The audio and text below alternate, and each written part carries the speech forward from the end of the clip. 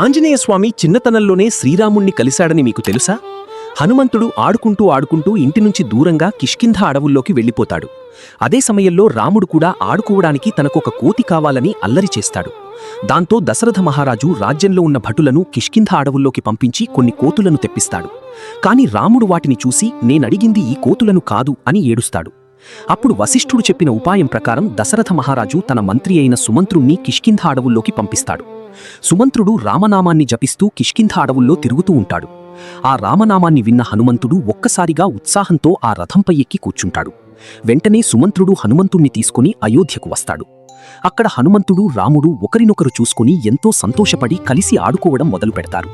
అలా కొన్ని రోజులు కలిసిమెలిసి ఆడుకున్న తర్వాత విశ్వామిత్రుడితో రాముడు అడవికి వెళ్ళిపోగా హనుమంతుడు తన ఇంటికి తిరిగి వెళ్తాడు. ఇలా చిన్నప్పుడే కలిసి విడిపోయిన రాముడు హనుమంతుడు పెద్దయ్యాక మాత్రమే మళ్లీ కలుస్తారు. ఫ్రెండ్స్, జై శ్రీరామ్ అని కామెంట్ చేయండి.